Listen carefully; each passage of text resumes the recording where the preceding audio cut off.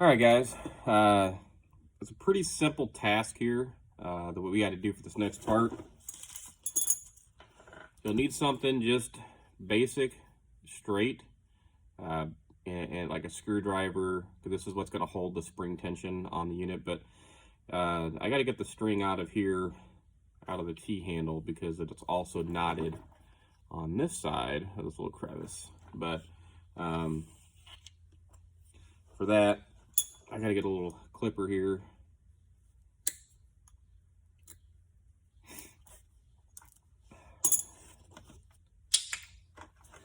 And at this point in time, I'm using the entire rope. There's not enough here for me to do more than one unit. So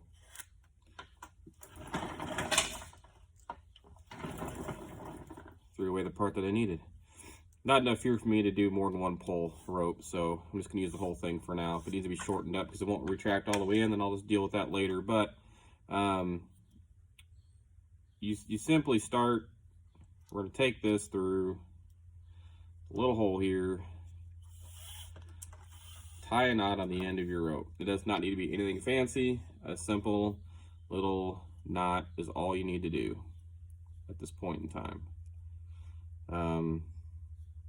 That's all that was in there before, and that's just so, now you can see a little better, it does not pull through when you pull the rope. Now you can do a double knot in there if you want. There's plenty of space, but one knot is plenty strong. I mean, you're not going to pull that through with what you're doing on a mower, so that should be good. On this particular handle, this two-part system, it goes through this other part of the handle, and then all this gets hidden inside, so it looks like it's just in the top. So again, pretty simple. Should be no problem. Now the next part is to actually feed this into the actual mechanism that spools up on the motor. Again, I'm using it's a I don't know, 6.5 horsepower, who knows, Briggs, Tecumseh, something, whatever they use for Toro at this particular model. It's pretty old, but it works. And you'll notice that as you spin this wheel one way, it just spins and never actually coils up, because there's a catch inside there. And as you spin this, you will see these little cogs kick out. They're called dogs, and those things are what grab a hold of the engine when you pull the rope to engage your motor to turn over. So that's the direction we want to turn, because if I let go, it's going to spool back. So we're coiling up the spring, and I want to go as far as I can. I have had a few times where I've gone too far and the spring pops, but usually that happens, you got a pretty weak spring. But you should never have to take these out to replace them. There is a bolt in the middle of this that allows you to take this apart, and I hate doing that. Okay, that's pretty darn tight. Inside of here on this wheel,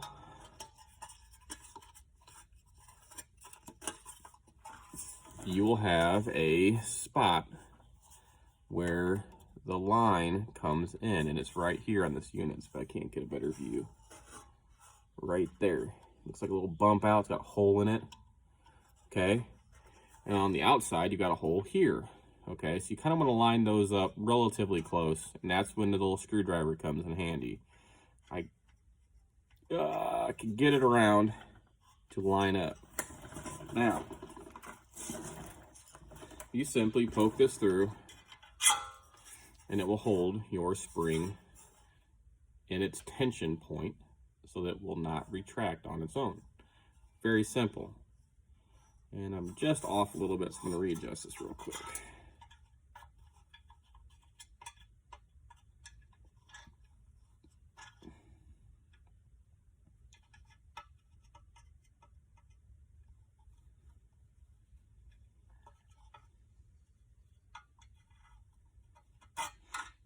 Takes a few tries because the holes aren't all the same, so it's, you can move it around so it gets where you need to be. But anyway, so that should be good. Now,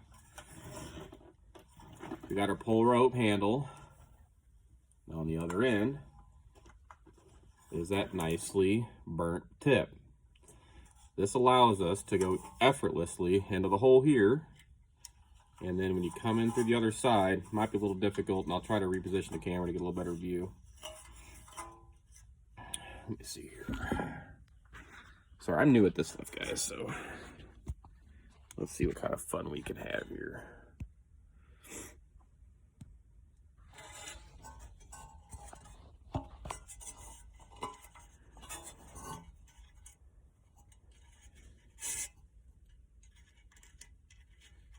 Okay, I hope that caught it. See that went through? That's always a good sign. That happened pretty quick. A pair of pliers is handy sometimes to get the rest of the way. But now we're not needing to, don't mind Grandpa's old truck back there. We're not needing to pull this all the way through. That's not what we're doing to do here. I'm pulling it out enough to tie it. This is where I do tie a double knot. I do that because the hole in there is a little bit bigger, and one knot sometimes seems like it is a little small. So I will do a double knot in here just to make sure that we are in good shape. And there's plenty of room to hide the double knot in there. Okay, big old booger on the end of that. If you look, I've pulled this taut, and now it's kind of just sitting in there, and that's good enough. I mean, you could poke that little tip down in there a little better if you wanted to. That should be good. Now, here's where the fun happens. Hold on to that cord tight because the spring's going to want to pull it through. And then as you let go of the string, it's coiling itself up. Look at that, folks. She's ready to go on your mower, on your weed eater, on your log splitter, on your Civic, whatever it may be. It is ready to go at this point. I've seen it done a million ways. I've seen people replace the whole thing, but I find that to be the easiest. You pull that spring out, and it's like get a jack back in the box that just doesn't fit. It's doable, but that's the easiest way that I've ever found doing them. Works every single time. Now the next thing I'm going to do is try to get this back into the mower and see if I have all the bolts, because I really don't think I do. So, you know, is what it is. I try to usually put the bolts back into the hole that I take them out, but we'll see. But if you guys got any questions or need any other advice on how to do these again, I mean, again, I'm new at this, but we'll see what we can do. And maybe I'll take a video of me putting this shindig back together. Thanks for watching.